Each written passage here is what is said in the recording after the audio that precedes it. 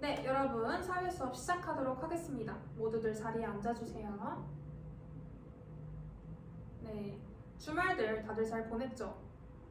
어제 너무 푹 쉬다 와서 오늘 갑자기 이런 따분한 수업하려고 하면 조금 힘들 수는 있는데 오늘은 새로운 개념을 배운다기보다는 지난번에 배운 이론적인 개념을 실제 사례에 응용해보고 적용해보는 시간을 가지도록 할 거예요. 그러니까 너무 큰 부담 가지지 않고 참여해도 좋습니다. 그러면 본격적인 수업에 들어가기에 앞서서 활동지 얼른 배부하고 시작해 볼게요. 그러면 오늘의 본격적인 수업 들어가 보도록 하겠습니다. 네, 그러면 우리 지난 시간에 배웠던 개념 복습하고 나서 본격적인 활동에 들어가 보도록 할게요. 먼저 능력에 따른 분배에 관한 개념입니다. 능력에 따른 분배가 뭐더라 하고 봤더니 개인이 지닌 이것과 재능을 기준으로 분배하는 것을 능력에 따른 분배라고 한대요. 이 A에 공통적으로 들어갈 말을 한번 채민이가 대답해 볼까요? 네, 역시 채민이가 잘 기억하고 대답해 주었습니다. 바로 A에 들어갈 말은 잠재력이었습니다. 그래서 능력에 따른 분배란 개인이 지닌 잠재력과 재능을 기준으로 자원을 분배하는 것이었고, 그리고 장점엔 어떤 게 있나 고 봤더니 개인이 지닌 잠재력을 실현할 기회를 제공한다라는 게 능력에 따른 분배의 장점이었어요. 이번에는 단점에 대해서 봅시다. 단점을 봤더니 이러이러한 요소가 개입할 수 있다라는 게 능력에 따른 분배의 단점이래요. 이 B에 들어갈 알맞은 말은 한번 태민이가 대답해 보겠습니다. 네, 역시 태민이도 정답을 잘 맞춰주었어요. 바로 우연적인 요소가 개입할 수 있다라는 게 능력에 따른 분배의 단점이었죠. 그리고 또 다른 단점으로는 능력을 평가하는 정확한 기준을 마련하기 어렵다라는 게 능력에 따른 분배의 또 다른 단점이었습니다. 이번에는 업적에 따른 분배에 관한 개념으로 넘어가 볼게요. 빈칸 A와 B에 들어갈 말을 한번 자원해서 발표해 줄 수 있는 사람 있을까요? 네, 역시 2반의 프로 발표꾼 영민이가 손을 번쩍 들어주었습니다. 그럼 영민아, A와 B에 들어갈 알맞을 말을 빈칸에 채워서 한번 이 문장을 읽어볼까요? 네, 역시 프로 발표꾼의 면모답죠. 바로 정답은 자신의 능력과 노력을 발휘해서 성취한 업적을 기준으로 분배하는 게 뭐라고? 업적에 따른 분배였습니다. 그럼 이번에는 업적에 따른 분배에 관한 장점을 먼저 볼게요. 업적에 따른 분배의 장점에는 평가와 측정이 쉽다라는 게 장점이래요. 그리고 주관적인 편견을 배제해서 이것을 확보할 수 있다라는 것도 또 다른 장점입니다. 이 C에 들어갈 알맞은 말은 비교적 좀 쉬운 것 같아서 우리 2반 친구들 전체가 한 번에 대답해 볼게요. 주관적인 편견을 배제하여 공정성을 확보할 수 있다라는 게 장점이었고, 또 마지막 장점으로는 열심히 노력해서 뭔가 업적을 달성하려는 동기를 북돋는다라는 게 장점이라고 합니다. 이번에는 단점에 대해서 볼게요. 단점을 봤더니 이러이러한 사람들에 대한 배려가 부족해질 수 있다라는 게 단점이래요. 이 뒤에 들어갈 알맞은 말은 한번 수연이가 대답해 보겠습니다. 조금 어렵나요? 그러면 제가 힌트를 간단히만 주자면 이 뒤에 해당하는 사람들은 노인, 저소득층, 장애인들과 같이 사회적으로 열악한 위치에 있는 사람들을 의미해요. 그렇다면 이 뒤에 들어갈 알맞은 말은 네, 맞습니다. 바로 사회적 약자에 대한 배려가 부족해질 수 있다라는 게 업적에 따른 분배의 단점이었어요. 그리고 마지막 단점으로는 과열 경쟁으로 인해서 사회적 갈등이 커질 수 있다라는 것도 또 다른 단점이었습니다. 이번에는 마지막으로 필요에 따른 분배에 관련한 개념을 볼게요. 필요에 따른 분배는 뭐를 기준으로 분배하는 거지 하고 봤더니 개인이 충족하고자 하는 필요에 따라서 자원을 분배하는 게 필요에 따른 분배라고 합니다. 그럼 이번에는 이 A에 들어갈 말을 우리 2반 친구들이 다 같이 채워서 동시에 읽어보도록 할게요. 시작! 최대한 많은 사람이 그렇죠. 인간다운 삶을 살 수 있도록 한다 라는 게 필요에 따른 분배의 장점이었습니다. 그럼 이번에는 단점에 대해서 볼 건데 아무래도 자원은 늘 한정적이기 때문에 모든 사람의 필요를 다 충족시킬 수는 없대요. 그리고 마지막 단점을 보니 업적을 쌓으려는 개인의 이것이 부족해질 수도 있다고 합니다. 이거는 형진이가 대답해 볼게요. 네, 지금 형진이가 의지가 부족해질 수 있다라고 빈칸을 채워주었는데 우리 한번 교과서에 나왔던 표현이나 아니면 지난 수업 시간에 배웠던 개념을 활용해서 더 정확한 정답을 맞추어 본다면 동기라는 단어로 대체될 수가 있을 것 같아요. 그래서 업적을 쌓으려는 개인의 동기가 부족해질 수도 있다라는 게 필요에 따른 분배의 마지막 단점이었습니다.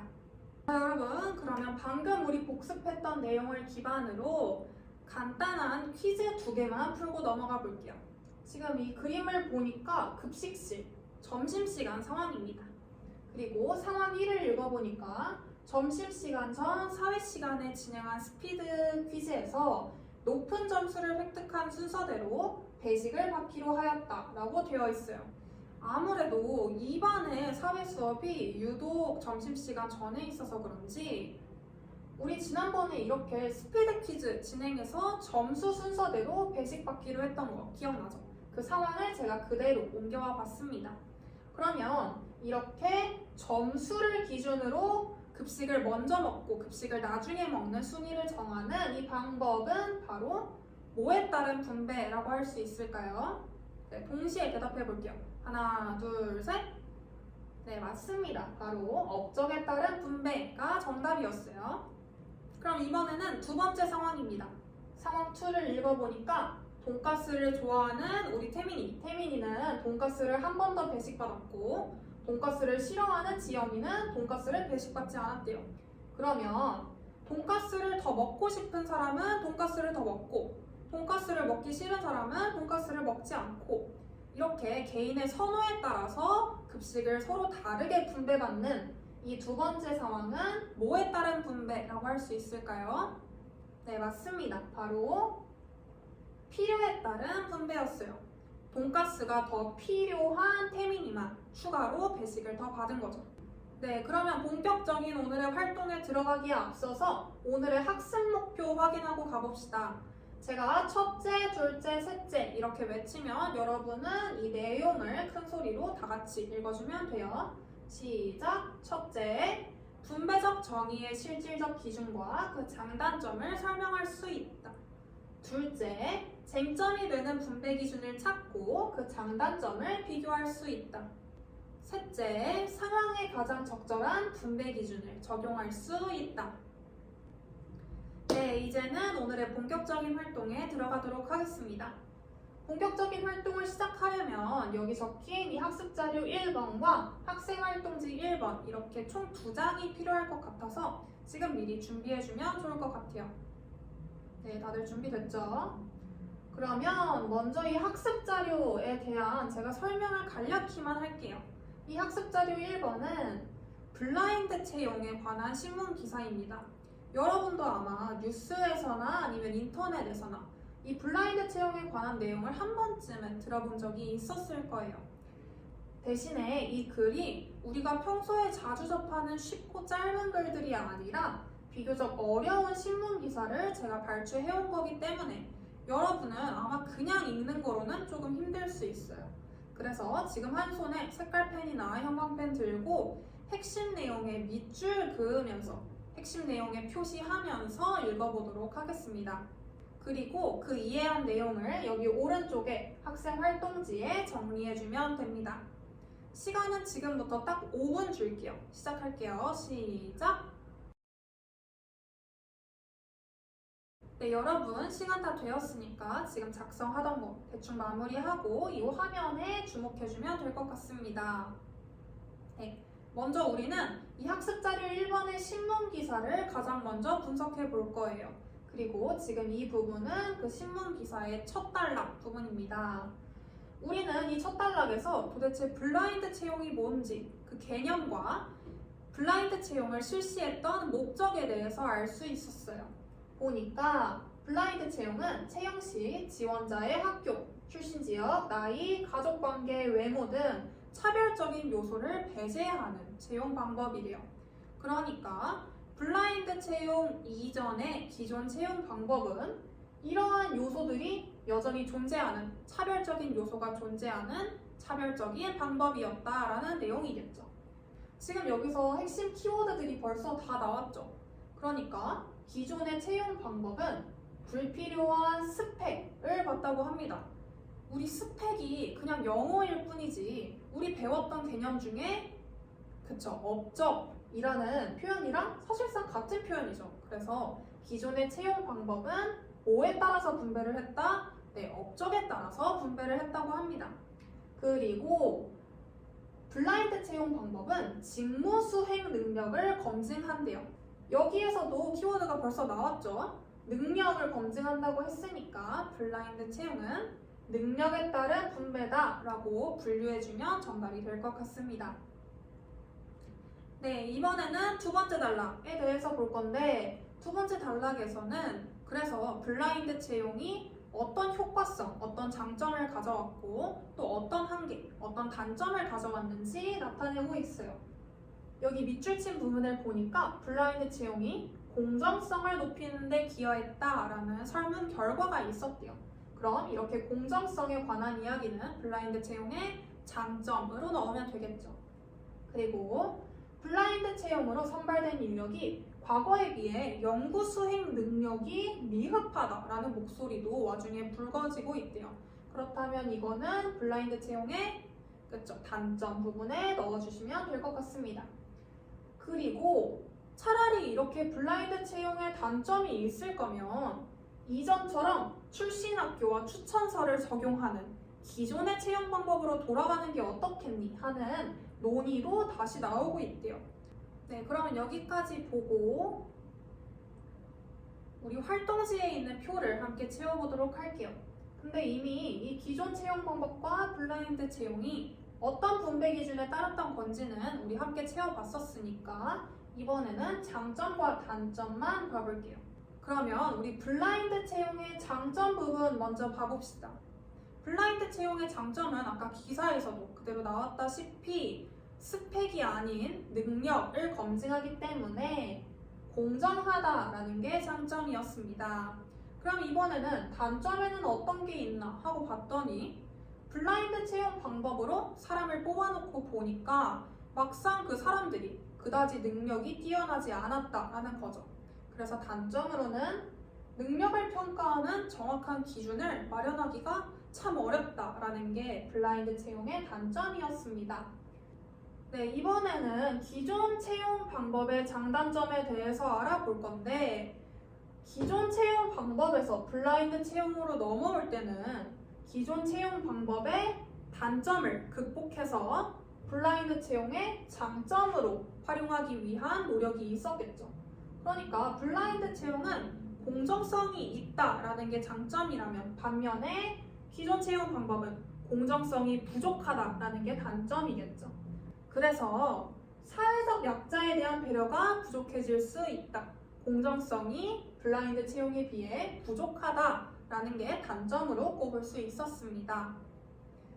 근데 우리 블라인드 채용의 이런 단점이 수면 위로 드러나면서 다시 기존 채용 방법을 재도입하자라는 목소리가 불거지고 있다고 했죠.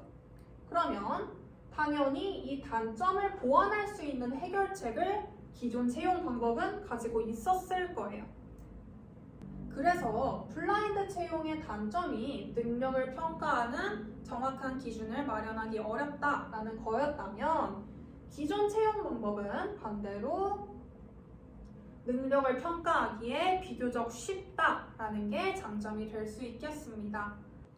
네, 그럼 우리 방금 했던 활동지 1번이랑 학습자료 1번은 다들 서랍에 넣고 이번에는 학습자료 2번과 활동지 2번을 동시에 꺼내서 준비해주면 될 것 같아요. 네, 다들 준비되었죠? 그럼 이번에도 학습 자료에 관한 설명을 간략히만 하자면 이번 학습 자료는 조선 후기 등장한 실학자들의 토지 개형론에 관한 내용입니다.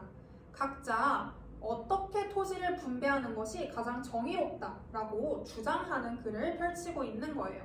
이번에도 마찬가지로 쉬운 글이 절대 아니기 때문에 한 손에 그쵸? 색깔펜이나 형광펜 들고 핵심 내용에 밑줄 그으면서 읽어보도록 하겠습니다. 마찬가지로 이해한 내용은 이 학생 활동지에 그대로 정리해주면 될 것 같아요. 이번에도 시간은 5분, 딱 5분 주겠습니다. 시작! 네, 여러분 5분이 다 되었어요. 지금 작성하고 있는 거 다들 마무리하고 화면에 주목해주세요. 우리 먼저 정약용의 여전론에 관해서 먼저 살펴보겠습니다. 제가 밑줄 쳐본 부분을 보니까 지금 농사를 하고자 하는 사람은 토지를 얻고 농사를 하지 않는 사람은 토지를 얻지 못할 것이다. 네요. 그리고 비슷한 말인데 노력한 것이 많은 자는 얻을 양곡이 많고 노력을 적게 한 자는 받을 양곡이 적을 거래요. 그러니까 열심히 노력하고자 하는 의지가 있고 그리고 실제로 그 의지를 바탕으로 노력했다면 토지와 양곡을 그만큼 많이 분배받을 수 있을 것이다 라고 이야기하고 있는 사료예요. 그렇다면 이 정약용의 여전론은 우리가 배운 개념 3가지 중에 어떤 분배 기준을 따르고 있는 것일까요? 네, 태민이가 지금 큰 소리로 잘 대답해 주었는데 맞습니다. 바로 업적에 따른 분배였어요. 내가 얼마나 노력하고 그리고 얼마나 업적을 성취했느냐에 따라서 서로 다른 토지와 양곡을 분배받는 것이기 때문에 이 정약용의 여전론은 업적에 따른 분배라고 볼 수 있었습니다. 이번에는 이익의 한전론에 관해서 봐볼게요. 이익의 한전론의 이 첫 번째 줄이 좀 많이 어려웠는데 국가는 마땅히 한 집의 재산을 헤아려 전 몇 부를 한정하여 1호의 영업전을 삼기를 당나라의 조제처럼 해야 한다라고 되어 있는데 이 말이 너무 어려워서 제가 핵심 단어인 이 영업전을 여러분의 자료 밑에 풀이로 제공한 거 봤죠? 그래서 영업전이 뭔가 하고 봤더니 한 가족이 평균적인 삶을 영위할 수 있는 경제력을 계산해서 그에 상응하는 일정한 규모의 토지를 분배하는 거래요. 그러니까 가난한 사람은 최소한 인간다운 삶, 평균적인 삶을 영위하기 위해서 추가적인 경제력을 필요로 하겠죠. 이렇게 추가적으로 필요한 경제력을 토지를 분배함으로 인해서 충당해주겠다라는 의미입니다. 이해되시나요? 그러면 다시 사료로 넘어와서 보면 가난한 백성이 만약 현재 남아있는 토지를 가지고 항구적으로 생업을 영위할 수만 있다면 이게 조금은 도움이 되는 방법이 아니겠는가라고 이야기하고 있어요. 결국 이렇게 가난한 사람들이 최소한의 생계는 유지할 수 있도록 최소한 하루 몇 끼 밥은 먹을 수 있도록 그만한 토지를 분배해 주도록 하는 것이 이익의 한전론이었습니다. 그렇다면 이런 내용을 담고 있는 이익의 한전론은 바로 어떤 분배 기준을 적용한 것일까요? 저기 뒤에 있는 세영이가 한번 대답해 보겠습니다. 세영아, 이익의 한전론은 그쵸? 필요에 따른 분배를 적용하고 있는 토지 분배 제도였습니다. 그럼 마찬가지로 이 여전론과 한전론의 장단점 부분을 저와 함께 채워보도록 하겠습니다.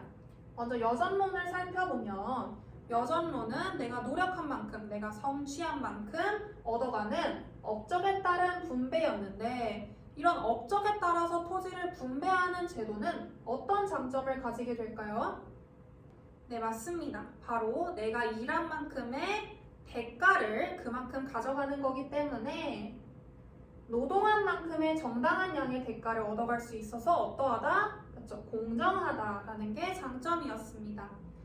그럼 이번에는 단점에 대해서 알아볼 건데 사실 여전론의 단점은 우리 사료에서 크게 나오지 않았어요. 그래도 우리 충분히 유추해 볼 수 있는데 업적에 따른 분배가 가지는 단점과 연관지어서 생각해 볼까요? 업적에 따른 분배가 가지는 단점. 아까 최민이가 맞게 대답했었는데 최민이가 뭐라고 얘기했었죠? 그쵸. 업적에 따른 분배가 가지는 단점은 사회적 약자에 대한 배려가 부족해질 수 있다라는 게 단점이었습니다. 이번에는 한전론의 장단점에 대해서 봐볼게요. 한전론의 장점에는 어떠한 게 있었나요? 네, 이거는 가난한 사람들이 최소한 평균적인 삶을 살 수 있도록 도와주는 제도인 거니까 바로 최대한 많은 사람이 인간다운 삶을 살 수 있게 한다라는 게 장점이었습니다. 그렇다면 이거의 단점은 무엇일까요? 이번에도 마찬가지로 단점은 우리가 읽었던 사료에 등장하지 않았는데 똑같이 필요에 따른 분배의 단점과 연계해서 생각할 수 있습니다. 필요에 따른 분배가 가지는 단점, 우리 아까 개념 복습하면서도 확인했죠. 바로 열심히 노력해서 업적을 쌓으려는 개인의 동기가 부족해질 수 있다. 예를 들어서 지금 내가 굉장히 가난한 상황인데 내가 아무런 노력을 하지 않아도 국가가 먼저 나서서 나한테 땅을 준다고 해봅시다. 그러면 내가 열심히 노력을 할 필요가 없겠죠. 왜냐하면 내가 노력하지 않아도 나한테 땅은 당연하게 주어지는 거니까 내 동기가 더 무력해지고 그리고 부족해질 수가 있겠죠. 무슨 얘기인지 이해되죠? 네, 여러분, 그러면 이걸로 오늘의 조금은 고리타분했던 첫 번째 활동을 마무리해볼 거예요. 아무래도 신문 자료나 역사적 자료와 같이 길고 어려운 글들을 읽는 게 조금은 버거웠을 수 있는데 지금까지 잘 따라와 주어서 너무 고맙습니다. 그러면 조금 더 재미있는 활동에 들어가기에 앞서서 조별 활동의 위치로 이동해주면 됩니다. 네, 조별 활동의 위치로 다들 이동했죠. 그러면 이제는 화면에 주목해주고 제목을 보면 누구를 살릴 것인가 라고 되어 있어요. 이 질문은 제가 여러분들한테 주는 질문입니다. 여러분이 직접 이 질문에 어떤 답을 내릴 건지를 조별 활동 내에 토의를 통해서 결정해주면 됩니다. 그 전에 그 토의의 배경이 되는 영상, 짧은 영상 하나만 시청하고 시작해보도록 할게요. 불명의 바이러스가 전국적으로 빠르게 확산되고 있습니다. 이 치명적인 바이러스는 발병 일주일 내 사망에 이르게 하는데요. 감염자 수가 이미 2천만 명을 넘어선 것으로 예상되고 있습니다. 현재 대학병원 곳곳에서 치료 백신을 쟁탈하기 위한 살인 행각이 벌어지고 있습니다. 정말 저런 여기 백신이 도착했습니다. 그런데 이 백신으로는 한 사람만 살릴 수 있습니다. 자, 여기 누구를 살릴 것인가 10명의 사람이 나왔습니다. 그중에 여러분 생각에 저 사람이 꼭 살아야 된다라고 하는 사람 한 사람 한 명이요? 써주시죠. 네, 그래서 영상에서는 이렇게 10명의 사람들이 나왔습니다.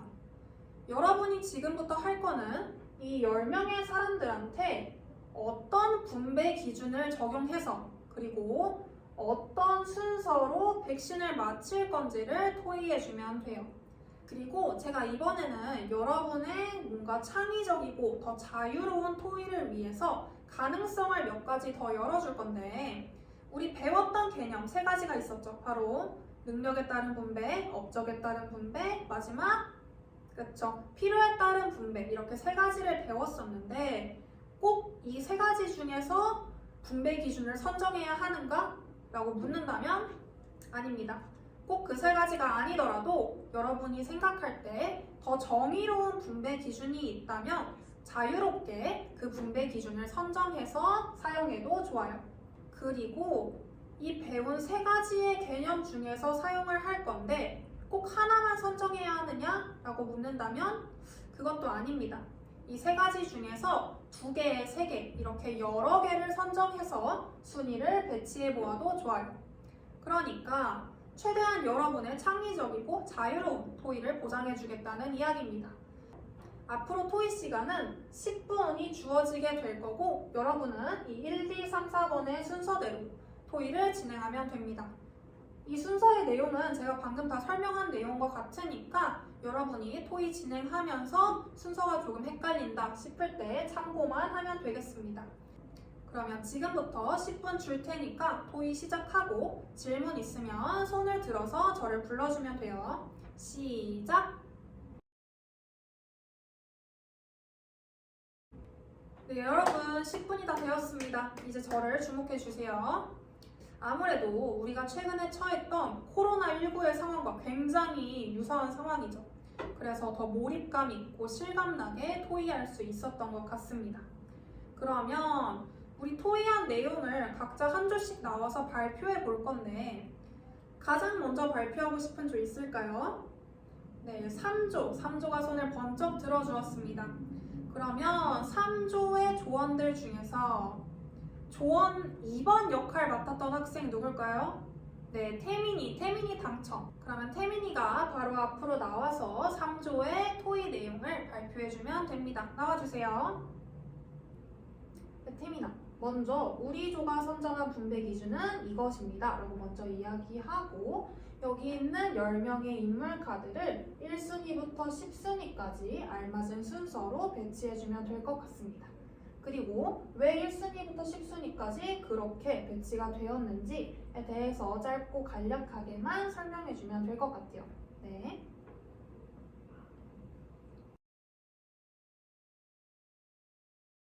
네, 발표 잘 들었습니다. 태민이네 3조는 능력에 따른 분배랑 필요에 따른 분배 이 두 가지를 섞어서 적용했다고 해요. 그래서 보니까 1순위부터 4순위까지는 능력에 따른 분배, 당장은 국가 위기 상황에서 벗어나야 하다 보니까 어쩔 수 없이 1순위부터 4순위까지는 능력에 따른 분배를 사용했다고 하고 그 다음 5순위부터는 필요에 따른 분배를 적용했다고 해요. 근데 제가 지금 발표를 듣다 보니까 3조한테 질문이 하나 생긴 것 같아요. 아까 5순위부터 10순위까지 필요에 따른 분배를 적용했다고 했는데 10순위에 연쇄살인마가 오게 된 데에는 특별한 이유가 있을까요? 아무래도 연쇄살인마는 사회에 해악을 끼치는 사람이기 때문에 10순위에 배치했다고 했답니다.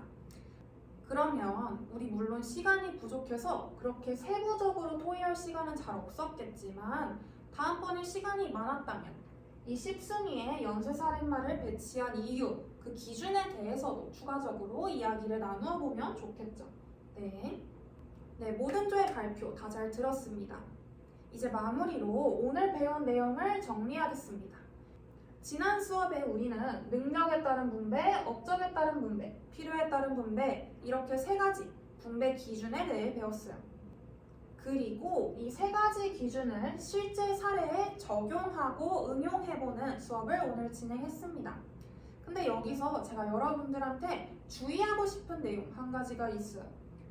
바로 뭐냐면 언제나 분배 기준이 이 세 가지로만은 딱 떨어지지 않는다라는 사실이에요. 상황마다 서로 다른 분배 기준을 적용할 수 있듯이 이 세 가지 말고도 충분히 더 정의롭고 충분히 더 말이 되는 분배 기준도 적용할 수 있습니다. 그러니까 여러분은 상황에 따라서 어떤 분배 기준이 가장 정의로운 것인지 분석하고 선정하는 능력을 키울 필요가 있겠죠. 네, 제가 당부하고 싶은 말은 그것 한 가지였습니다. 그럼 진짜 마지막으로 우리 오늘 수업에 대해 스스로 평가하고 성찰하는 시간을 가져보도록 하겠습니다.